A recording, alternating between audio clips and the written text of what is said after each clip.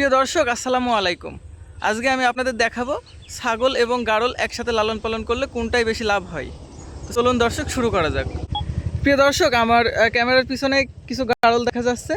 এগুলা কিন্তু আমি আনুমানিক 5-6 দিন হচ্ছে কিনেছি, কিংবা এক সপ্তাহ এরকম হচ্ছে কিনেছি। আমি ওয়েব ফাউন্ডেশন থেকে ছাগলগুলা কিনেলাম। এই গাড়লগুলা কিন্তু সবগুলাই বাচ্চা। আনুমানিক 3 মাস, 4 মাস, 5 মাস এরকম বয়স হবে। এরা এখনও 2-3 মাস পর থেকে হিটে আসা শুরু হবে। আমি কিন্তু এখনও মানে গাড়লের যেই বাবা গাড়ল, সেই গাড়লটা কিন্তু এখনও কিনি না, অল্প কিছু দিনের ভিতরেই কিনবো। এবার আসি ছাগল সম্পর্কে। দেখতে পাচ্ছেন দর্শক, আমার ফার্মের ছাগলগুলো যারা আমার ভিডিও দেখেন তারা সবাই চেনেন। এই ছাগলগুলো কিন্তু আনুমানিক আমি 1.5-2 বছর আগে কিনেছি। কেনার পরে বেশ কিছু বাচ্চা পেয়েছি এবং এবার কোরবানিতে বেশ কিছু ছাগল বিক্রি করে দিয়েছি। এখনও বিক্রি করার মতো 2টা ছাগল আমার ফার্মে আছে। গতকালকে কিন্তু আমি একটা খাসি ছাগল বিক্রি করেছি, ওই পাতা খাসি, ওই খাসি ছাগলটা। ওইটা কিন্তু আমি ভালো দামে বিক্রি করেছি। ভাইয়া বলেছে 26 তারিখে নিয়ে যাবে আমার এখান থেকে। 26 তারিখ পর্যন্ত আমার ফার্মে থাকবে ছাগলটা। তো আসলে ছাগল আর গাড়ল লালন পালন সম্পর্কে যেই কথাটা বলবো সেটা হচ্ছে, গাড়ল বিক্রি করা খুবই সহজ। গাড়লের বাচ্চা পেটে থেকে পড়লে তার আনুমানিক দাম হবে 6 থেকে 7 হাজার টাকা, যত ছোটোই হোক। আর ছাগলের বাচ্চা পেটে থেকে পড়ার পরে তার যদি কোয়ালিটি ভালো না আসে, সেক্ষেত্রে কিন্তু তার দাম হবে 3 থেকে 3500 টাকা, মানে 3000 থেকে 3500 টাকা এরকম দাম আসবে। আর গাড়লের ক্ষেত্রে যত ছোটোই হোক তার দাম কিন্তু 6000 টাকার নিচে নাই। আর গাড়লে কিন্তু কিছু গাড়ল আছে 14 মাসে 2বার বাচ্চা দেয়, আর যেগুলো ভেড়া সেইগুলো কিন্তু বছরে প্রায় মানে 14 মাসে 3বার বাচ্চা দেয়, 14-15 মাসে 3বার বাচ্চা দেয় ভেড়া। আর গাড়লে দেয় হচ্ছে 14 মাসে 2বার। আর মাঠে যারা চড়িয়ে লালন পালন করে ছাগল এবং গাড়ল, তাদের ক্ষেত্রে যে কথাটা বলবো, মানে যারা মাঠে চড়িয়ে লালন পালন করে তারা সবাই জানে যে একের অধিক ছাগল থাকলে পারে 2-3 জন লোক লাগে মাঠে আসতে, মাঠে নিয়ে এসে চড়াইতে। আর গাড়লের ক্ষেত্রে যদি 100 ছাগলও হয় তাইলেও কিন্তু একটা লোকেই সম্ভব মাঠে চড়াইতে। যেমন দেখতে পাচ্ছেন, আমার ওই 6টা গাড়ল কিন্তু একই জায়গায় আছে। আর আমার এখানে যেই 20-25টা ছাগল আছে, এই ছাগলগুলো কিন্তু সব ছড়িয়ে ছিটিয়ে আছে। মানে ছাগল চড়াইতে হিউজ জায়গা লাগে, আর গাড়ল ভেড়া এগুলো চড়াইতে অল্প জায়গা লাগে। যারা মাঠে চারণভূমিতে চড়িয়ে লালন পালন করেন তাদের ক্ষেত্রে গাড়ল অথবা ভেড়া এইগুলা লালন পালন করলে আমার মনে হয় ভালো হয়। আর যারা হচ্ছে বাসায় খাইয়ে লালন পালন করে তাদের ক্ষেত্রে ছাগল ঠিক আছে। আর ছাগলের ছাড়া কিন্তু গাড়লের রোগ প্রতিরোধক ক্ষমতা বেশি, এরা কিন্তু অল্পতে অসুস্থ হয় না।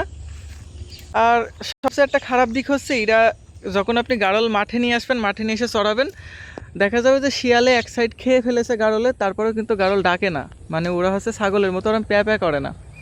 ছাগলের এখানে যদি একটা কুকুর আসে তাইলেই মনে করেন চিল্লাচিল্লি শুরু করে দেবে, আর গাড়লের ওইখানে যদি কুকুর এসে খেয়েও ফেলে তাও ওরা চিল্লায় না। তো সব মিলিয়ে মোটামুটি ছাগল গাড়ল দুইটাই লালন পালন করলে দুইটাই লাভ আছে, দুইটাই লাভজনক।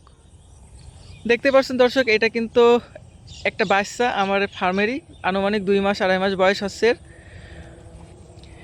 এ কিছুক্ষণ আগে খাতে গিয়ে গলায় বাঁধি ফেলেছে, এখন ওই জন্যই ডাকাডাকি করছে। দেখি কতক্ষণ কি হয়। যদি দেখি যে বেশিক্ষণ ধরে ওরকম করছে, তাহলে আমি গলায় হাত দিয়ে দেখবো কি আটকে গেল। আর যদি একলা একলা ছুরিয়ে ফেলে তাহলে আলহামদুলিল্লাহ, আমি আর হাত দেবো না। তো আমার ছাগলগুলো মাশাল্লাহ খুবই রুচি, এরা খায় খুব। আমি যা দিই তাই খাই। এরা হচ্ছে পাকসংওয়ান ঘাস খায়, ভুসি খায়, তারপরে হচ্ছে খড় খায়, সবই খায়। আর আমার গাড়লগুলোও মাশাল্লাহ সবই খায়। আমি ওয়েব ফাউন্ডেশন থেকে কিনেলাম। ওরা কিন্তু মাঠে চড়াইতো না, আমি মাঠে নিয়ে এসে চড়ানো শিখিয়েছি ছাগলগুলোকে। গতকালকে আমি আর আমার আব্বা আর যে কাজ করে তাকে সাথে করে আমরা হচ্ছে 6টা ভেড়া আমরা 2বার কোলে করে নিয়ে এসে এই জায়গায় রেখেছি, এবং বাসায় নিয়ে যাওয়ার সময় ছাগলের সাথে চলে গেছে। আজকে যখন নিয়ে আসি তখনও কিন্তু ছাগলের সাথে ওরা আসলো। গাড়লের যে অসুবিধা সেটা হচ্ছে, ওরা একটা গাড়ল যেই দিকে যাবে বাকিগুলো সব একই দিকে যাবে। যদি আপনার রাস্তার ধারে বাসা হয় কিংবা রাস্তার ধারে ফার্ম হয়, আপনি যদি রাস্তা পার করেন দেখা যাবে গাড়ি ঘোড়া আসছে, একটা গাড়ল রাস্তার উপর চলে এসে বাকি গাড়ল সবগুলো ওই রাস্তার উপর চলে আসবে। মানে একটা তাল খেয়েছে আর বাকিগুলো তাল খাওয়ার জন্য চলে আসবে, এরকম মতো অবস্থা। আর ছাগলের ক্ষেত্রে যেটা হবে সেটা হচ্ছে, একজন অ্যাক্সিডেন্ট করেছে আর বাকিগুলো দৌড় মারবে। গাড়লের ক্ষেত্রে কিন্তু ভিন্ন, মানে গাড়ল সবসময় সারিবদ্ধভাবে একই সাথে চলাফেরা করে। আর গাড়ল ভেড়া ওরা কিন্তু দলবদ্ধভাবে একই সাথে চলাফেরা করে। ওরা একজন যেখানে যাবে বাকিগুলো সেও একই জায়গায় যাবে। তো দর্শক, আমার ভিডিওটা কেমন লাগলো আপনারা অবশ্যই জানাবেন। আর আমি মাঠে চড়াচ্ছি, মাঠে চড়ানো আপনাদের কেমন লাগছে অবশ্যই জানাবেন।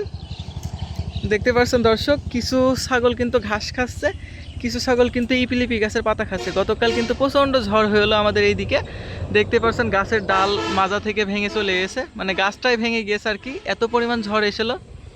আবার আমাদের বাসায় যে রান্নাঘরটা আছে, রান্নাঘরটা ভেঙে গিয়েছে, বাসায় একটা আমড়া গাছ ছিল, আমড়া গাছটা ভেঙে গিয়েছে।